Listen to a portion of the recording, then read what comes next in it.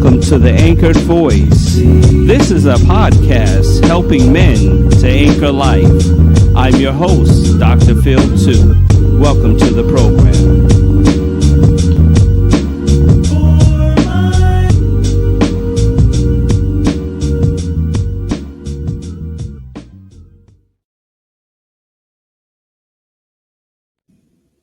What's up, everybody? Welcome to the Anchored Voice podcast, a podcast helping men to anchor life. I'm your host, Dr. Phil 2, and I'm with Oliver Marcelle. He is a marriage coach, podcaster, everything you need to know. Today's program is sponsored by Between the Sheets.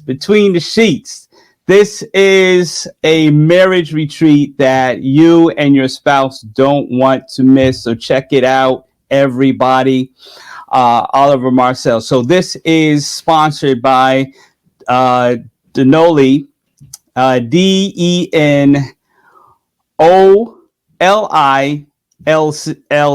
All right. So we don't want to miss that. Want to make sure that you know on the audio who this is represented by. And we want you to join their conference. It's coming up on January 30. And so I'm just going to invite Oliver Marcelle just to talk about it. What we're talking about is things men should know about marriage, whether you should know about whether you're getting into marriage or whether you're in the marriage right now. And there's some tips that you need to find out.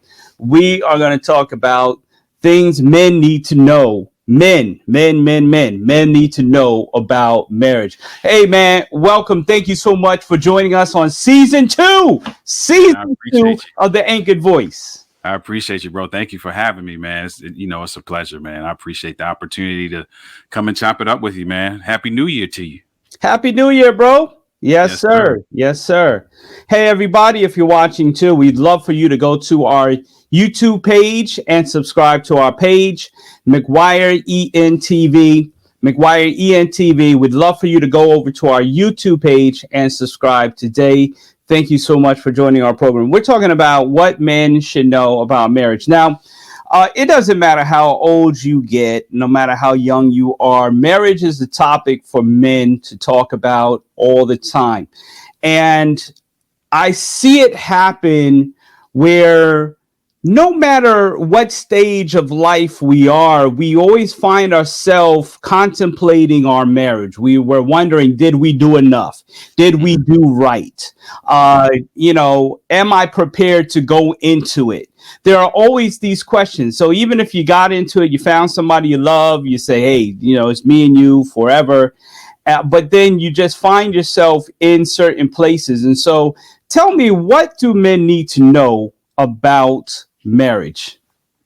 Man, there are several things, and I'll use myself as an example. So often when folk who hear myself or my wife speak, often what we're talking about is out of our own experience, right? And so I'll tell you what I needed to know, and what I needed to know, what I wish I had known, and what I've learned. Mm-hmm. I think if I had to start with the first thing is you cannot demand what you have not first developed. Wow. Say that again. You cannot demand what you have not first developed. What am I talking about? Mm-hmm. There's so many things that and I'm speaking for myself now, so many things that I got into marriage for that were contradictory to what marriage is about. So wow. I did not get into marriage with a service mindset. I got into marriage with a selfish mindset. I got into marriage thinking about how is it going to benefit me? What are the things that she needs to do for me so that I can be satisfied, so that I can be fulfilled, so that I can be completed?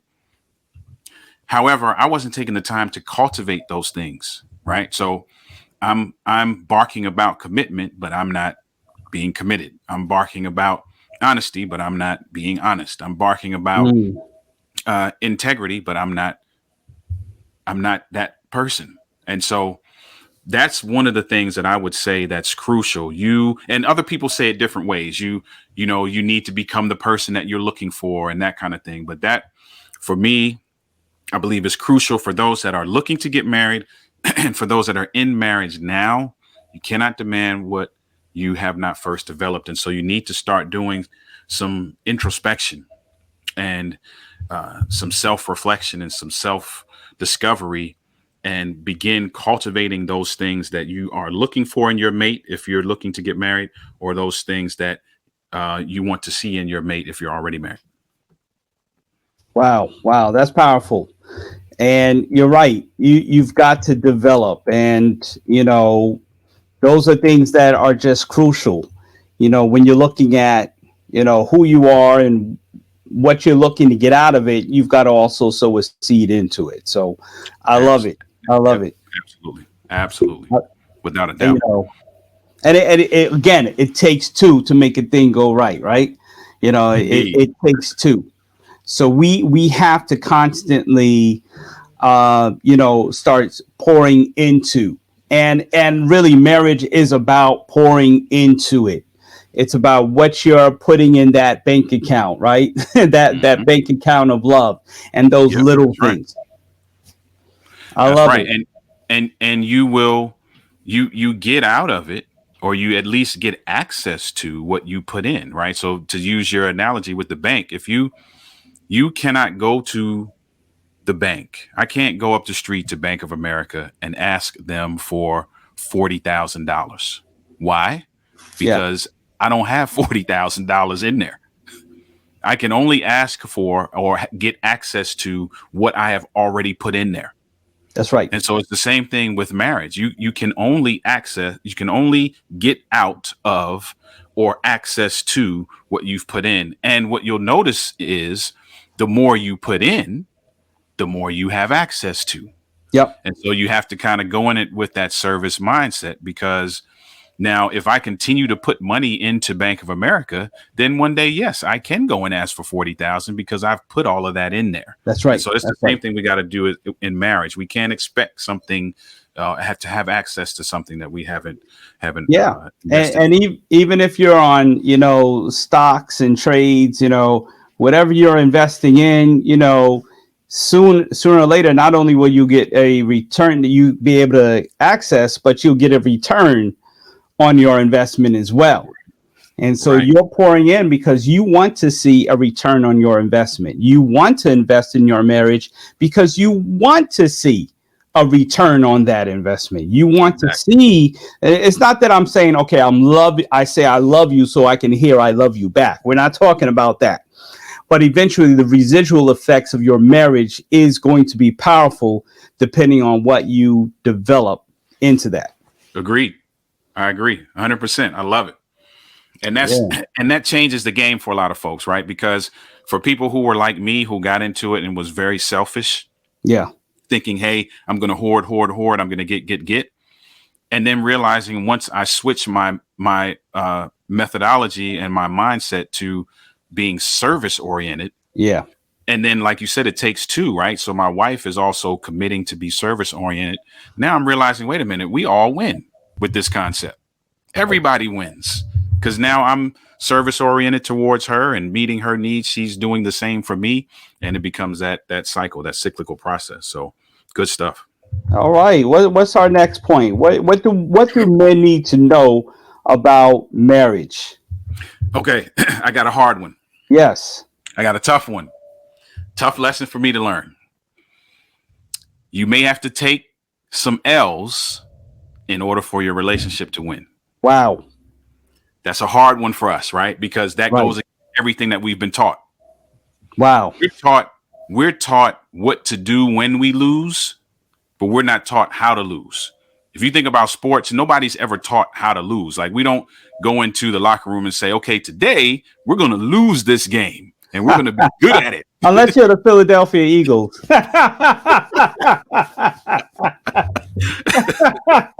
Oh, man. Yeah, there are some folk who look like that is their game plan, but right. that's not the game plan. And so and I kind of use that for shock value, right? It's not that you just got to be laying down. That's not what I'm saying. That you Yeah, just of got to course. lay down and Of be course. walked over. But there are some things that you're going to have to learn how to prioritize as it relates to conflict. You're going to have to learn how to prioritize as it relates to how you react to certain things. There's certain reactions that you may have to just let go. There may be certain things that you may not have to shoot back a fast response to. There may be certain things that you just let breathe so that the relationship can win. So for me, there's certain things that I had to stop saying. I had to stop reacting a certain way because my reaction would then fuel further conflict. And I would find myself in a larger situation than where we first started just because I chose to shoot back this reckless reaction. And so that's what I mean when I talk about taking an L. You may have to back down off of the things that may come natural to you as it relates to how you interact with your spouse, so that you can now begin to pave the way for better dialogue, pave the way for better connection, pave the way for a consistency in your commitment to that relationship. And it's not that you're laying down, I call it being strategic. Yeah. So if you think about sports, right, there's certain strategies involved in playmaking, right? And it's not that you are playing, it's not like you playing yourself out of it, but you understand the person you're playing with, you understand their movements. And if you've taken any time to study them and look at the tape, you know what you're up against. And so you know how to strategize accordingly. So that's a lesson I had to learn, man. There were some things that I had to, I didn't have to answer. I didn't have to have an answer for everything. I didn't have to get reckless. I don't have to react that way. And even in times of when it's not conflict, right? Even when it's, in times where we're just dialoguing, right? Just instead of giving a rebuttal, just listening all the way through. Man. And for me, that was kind of taking the L because I was like, I got something to say and I think it's good. And I want to say it now. But I had to back off of that. And I had to take that, what felt like an L in the beginning, now has turned into strategy. Wow. Man, I'm still learning that, bro. I'm gonna be honest. I'm still learning. You just be quiet, bro. Just take it and move on. Later on, you can come back and address this, but be quiet. I'm telling you, man, my wife can tell you, I'm still learning a lot of these communicators. I'm telling you, that's a big one, dude. That's a big one, man. That is a big one. And it's a tough one for us because that goes against our nature as men. That's not what we're taught, right? Yeah. So, and so that's one that takes some practice. That one, that's one you're not going to get right every time. So you talked about you're still learning. So am I. I'm still learning that. I still have some slip ups, still interrupting, still doing some things that I'm like, oh man, if I had just not said anything, we would be done right now. Right. We would have won collectively and could have done some different things. You know what I mean? Yeah. Oh man, I'm telling you, man. Oh man, listen, everybody. You're listening to an Anchored Voice, a podcast helping men to anchor life. Our subject today is what do men need to know about marriage? And I'm sure, ladies, you're probably getting some advice through this. You want to get some more advice? Check this out. Denali is planning between the sheets. Let's talk about sex. Listen, do you talk about sex with your spouse? Do you talk about sex with your spouse? Well, we're going to talk about it in this workshop. Make sure you pre-register, and we'll make sure we put the website up in just a minute. And we'll make sure we put this on our page, McGuire Entertainment Group page. But you can follow us on McGuire ENTV, whether it be on Facebook or whether it be on YouTube, and you make sure that we get this out to you. But this is a powerful lesson we all have to learn. And so I'm excited about this conference, man. Let's talk about it's going to be a good one, man. Let me tell you what I love about it is that the thing that we wanted to do, right, is we wanted to have a candid look at sex and marriage, because often that topic is so taboo for several reasons. You know, our point of reference is skewed to a certain degree, and so we don't approach it with the type of authenticity that is required, so that couples can walk away with, you know, some things that they can incorporate to spice that part of their life up, to make it healthy, to keep it going and thriving. And man, this lineup, man, heavy hitters. Wow. Dr. Jessica McLeese is a sex therapist. So we're going to get some, you know, we're going to dispel some myths. We're going to talk about what sex therapy looks like. She's going to give some great advice, some great tips. We got Shannon and Shirley Austin. We got Jeff and Siobhan Ladonis, who they've written a book about their experience and how they have gotten closer after 25 years, how their intimacy has just gone through the roof. They're going to share some tips and tools. We got Julie Siebert from Intimacy and Marriage. We have Sheila Ray Gregor. She wrote a book entitled 31 Days to Great Sex and the Good Girl's Guide to Sex. So we're really going to get down and dirty, if you will. Yes. And talk about it. And some folk are going to come away with not just what we call conceptual knowledge. Yeah. You know, we're not just going to say, oh, your sex needs to be great. How do you make it great? And you're going to walk away with some of those things. So we're excited about it. So you can check them out at denali.org. All right. Now check this out. It's a combination of their names, Denise and Oliver. So Denali. All right. Mm-hmm. So check them out. We've put the link to the Between the Sheets into the YouTube and into the Facebook chat room. So you can click on that link. You can register. And it's for January 30th. So you don't want to miss it. This is powerful. I just, you know, and maybe let me just throw in a point. You know, most couples, we don't talk about sex. We talk about it as I need it now. But we really don't talk about it. Like, well, you know, what do you like? What is good now? You know, we don't do any checks because sometimes our ego gets in the way. We don't want to know that we're not performing at optimum levels. And, you know, we don't, you know, it's getting kind of like, you know what I mean? We don't, it's not a conversation we talk about. You're right. And it is a conversation that we should have, and a conversation we should have periodically, because you go through stages, right? My wife and I have been married 20 years. So what sex was like in year 1 is not what sex is like in year 20, right? So you got to talk about if your needs are changing, if your desires are changing. You know, you just got to talk about those different things. And you, like you said, it's just, we don't do it, right? But we need to do it. And having those conversations, just like you do anything else, the more you practice, the more you do it and have those conversations, the easier those conversations become, and the more fluid they are. And that's where we want to get people to, because this series is called the Have a Conversation Marriage Forum. So we did one in August. We're doing this one on the 30th, and we're going to do another one. We haven't picked a date yet, but I think it's going to be in April. And it's literally about fostering consistent and healthy conversation about everything, because that's where we want to get to as a couple. If we're a team, like you play ball, and the coach, I remember when me playing ball, the coach would always be yelling at us, "You're not talking to each other. You're supposed to be a team. Right? Talk.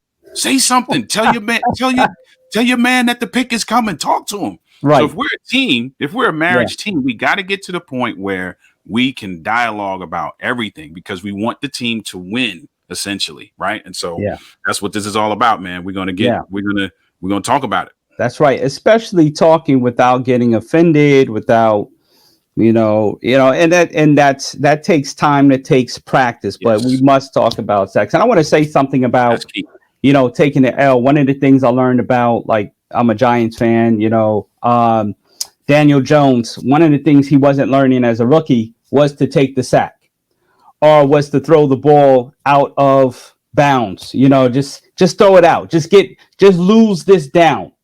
Even if it's third down, lose the down. Do not lose the yardage. Right. Lose the down, but you don't lose the yardage. Okay. or if you have to lose the yardage, even the worst come to worst, you lose the yardage, but don't lose the ball. Like, what, don't try to throw it and they're coming at you. You'll fumble that thing real fast. Yep. And, and that's what we learn. And even in a conversation, sometimes we do take the L. We do say, okay, you know what? I do need to adjust some things. And we have to be okay with knowing that we need to adjust something. But that's hard. It's hard. It deals with our pride. Sometimes we feel as men, hey, we should always be on point. We should always be perfect. We should always be, this. And then we're not. And then, our vulnerability shows up and we don't know how to handle that. We don't know how to handle our vulnerability when it comes to conversation with our spouse. That's true. Say, hey, and that's where, honestly, that's our wives have to kick in as well, right? Because we're a team, right? And once our wives understand that about us, the thing that our wives can do to help us, to help facilitate that growth in us, is that when we do it, no matter how small it is, no matter how small the vulnerability is or how insignificant the L may seem, if it allows the team to win, those moments need to be acknowledged. Yeah. And they need to be celebrated. It doesn't have to be celebrated like rah, rah, rah, but they need to be acknowledged. And we need to know that they saw us. Yeah. That they acknowledge that we did it, because anything you want to see done consistently has to be celebrated. Yeah. And so if I'm stumbling over taking this L for the first time and you realize how much that helped the conversation, hey babe, I know that was probably tough for you. I can't tell you how much I appreciate that. This is a good thing. And just, that acknowledgement, those words of affirmation, they help fuel us. Yeah. And they help give us the mental stamina, if you will, to attempt to do that again. That's right. That's right. Absolutely. Wow. This is some knowledge. This is powerful. And listen, everybody, you're going to be blessed to know that this information will be shared at their conference, Between the Sheets. Let's talk about sex. So make sure you register. The links are in the chat rooms. And even if you're listening to this podcast beyond January 30, maybe it's in March, follow them so that you can find out when the next conference is. Also, if you want to sponsor this podcast, just make sure you inbox us at McGuire Entertainment Group and let us know, hey, I'd like to be a sponsor to your podcast. And also Between the Sheets and Denali, they're looking for sponsors for this conference. So Indeed. If you're looking to brand your ministry, talk to them about branding, talk to them about marketing. They're looking for sponsors for this. So you can check them out. What men need to know. What else does men need to know about marriage? Let me see if I could pull out one more thing. Let's see. I would have to say, man, okay. Let's go with this one. This might be a lot to unpack, but let's go with this one. Okay. Leadership sometimes looks more like maintenance man than CEO. Mercy. Leadership sometimes looks more like maintenance man than CEO. So if you think about the whole, we've used, and those of us that are in the faith community know that this text in Ephesians has been used to kind of browbeat folk into, thinking that the man rules overall. But often, and again, I'm coming out of my own experience, right? We talked about you can't demand what you haven't developed. So I'm like, I'm the head. And because I'm the head, I don't have to answer to you. Yeah. Or I don't really want to hear what you have to say. I've already made up my mind. I'm ruling from this ivory tower CEO-ish type mentality, right? Yeah. And then realizing that, okay, if you think about those who are in the corporate world, I know for now in COVID, we're not really in the office as much, but for those who were, imagine if there was no facilities department and there was no maintenance department in your building. That means the bathrooms will be trashed, the lights will be flickering on and off, and all of this stuff that you maybe don't think about when you go into your office. It's just there, right? but somebody has to do that. It has to be undergirded somehow. That's right. And what we need to know as men about marriage is that is also our responsibility. Yeah. Right. That if we're talking about being leaders, we have to be leaders in all areas. We can't just be leaders from the ivory tower barking orders. We also have to be that person who is undergirding our marriage and our families, right?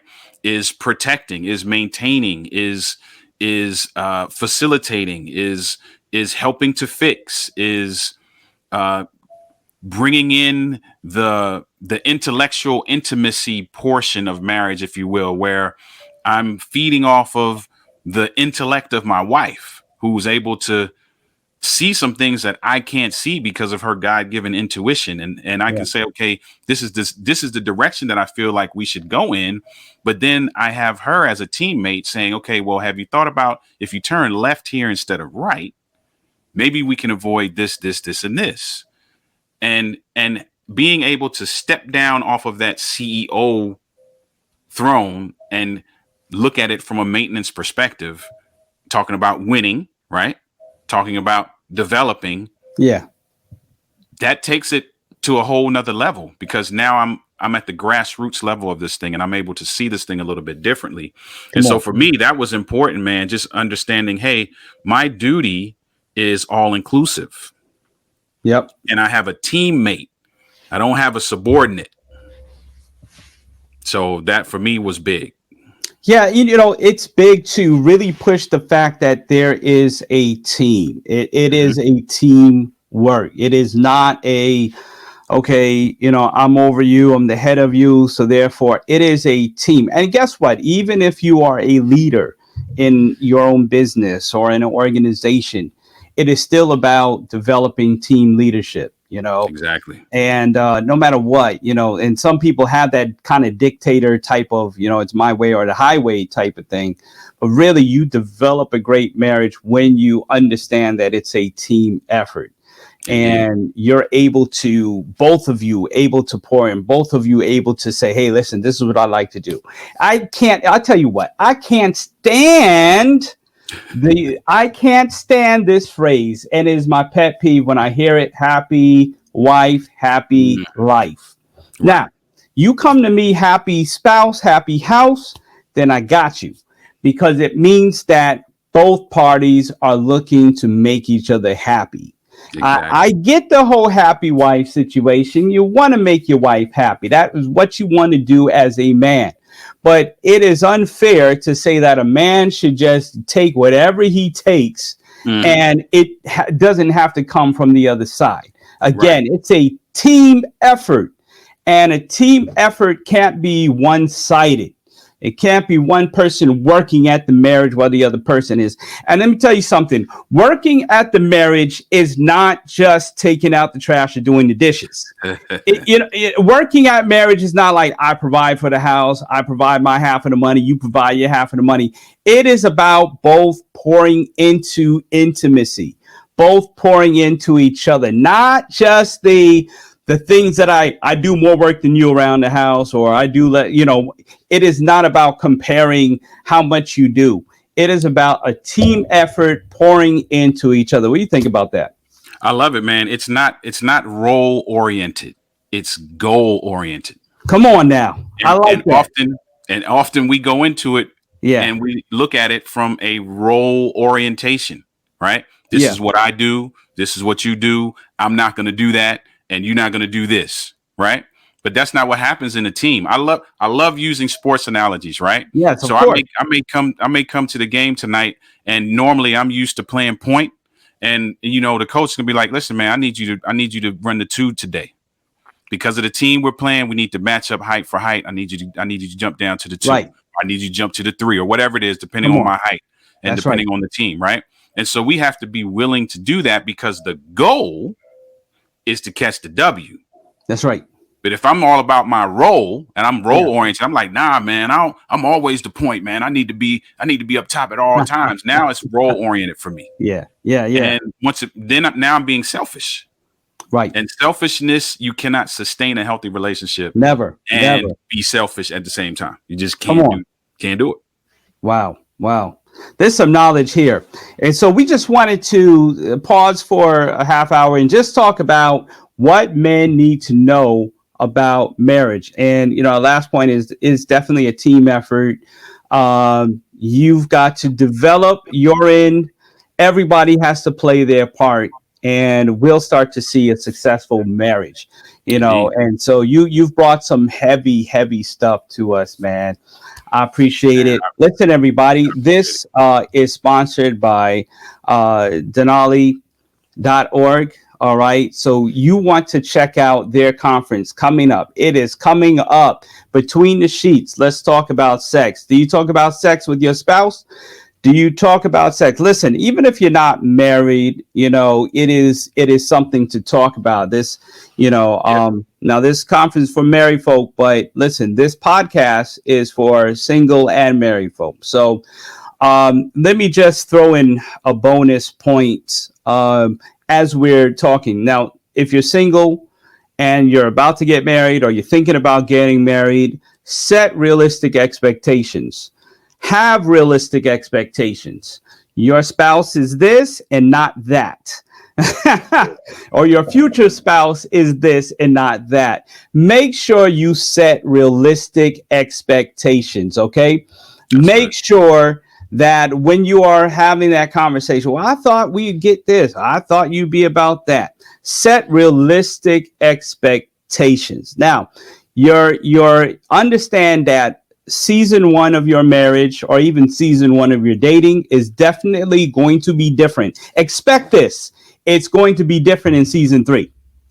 Indeed. The same characters are not showing up in season 3 as they were in season 1. Expect some of those characters. Expect to see a different Aunt Viv by season 3, right? You know, there was Aunt Viv in season 1, but season 3, wow, this ain't the same Aunt Viv, you know, because the two of you are growing or you're experiencing different things, and expect that. Have realistic expectations. And listen, both of us are still learning. Okay, we're all still learning. Then maybe that's your extra bonus point, that we're still learning through marriage. You're learning what works. Again, you're always learning. You're always learning because you're talking about setting expectations and how the seasons change.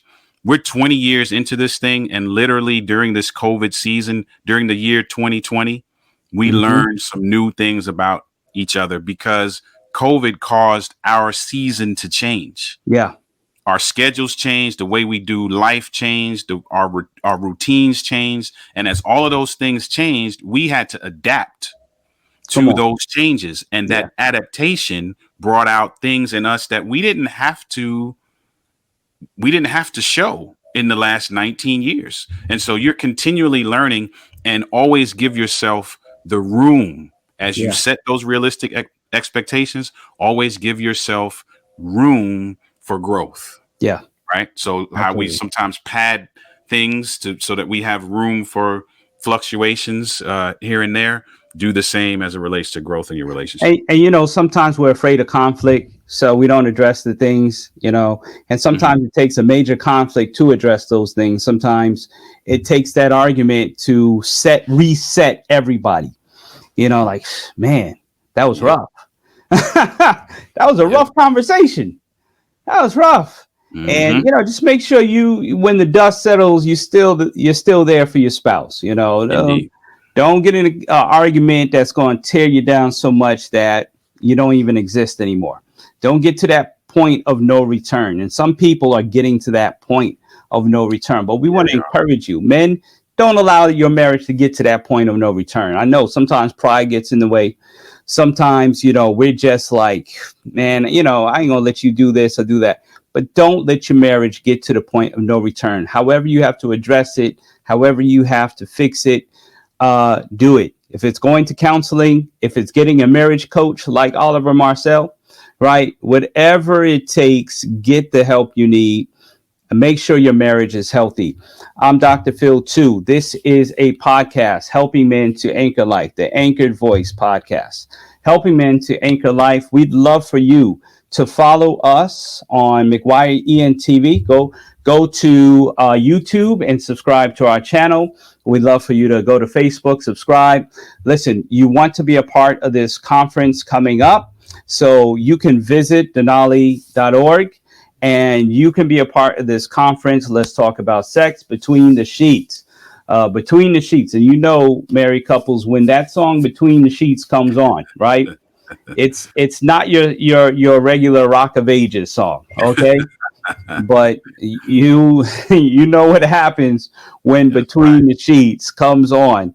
Come on, somebody. I know somebody knows what I'm talking about. Hey, there's a time for everything. That's right. There's a time for everything, and there is a time for Between the Sheets. Indeed. There is a time for Turn Off the Lights. There's, sometimes you got to reach back to them old school, because I don't know what these new school folk are doing. Yeah. I just don't know. But sometimes you got to reach back to go forward. But everybody, this has been a pleasure. Thank you for listening in. Thank you for watching. Make sure that you subscribe to our page, our YouTube, McGuire ENTV. This is a McGuire Entertainment Group production. The Anchored Voice, a podcast helping men to anchor life. Thank you. This is my host, Oliver Marcelle, and he is a marriage coach. So follow him on denali.org or Denali on Instagram, Twitter. You can follow them wherever, and you are going to get some great information. Watch their YouTube commercials and shows, and they're going to give you several information. His wife, want to thank her, Denise and Oliver. You guys have poured into me. You have books available, so check their website out. They have a journal that you can do about a healthy marriage. So make sure you support this ministry, this organization, and make sure you sign you and your spouse up for Between the Sheets. All right. We can't stress it enough. Let's talk about sex between the sheets. We hope that you'll be a part of it. But guess what? That will not be the last that you'll hear from them. So make sure that you follow them. Thank you. Thank you so much, Oliver, for pouring into this podcast. I appreciate you taking the time, bro. I appreciate you, bro. Thank you. Yes, sir. All right, everybody. Thanks so much. Hey, everybody, men, be encouraged in your marriage. Be encouraged where you are. And in everything, stay anchored. Thank you for listening to The Anchored Voice. For the video edition of this, subscribe to our YouTube channel.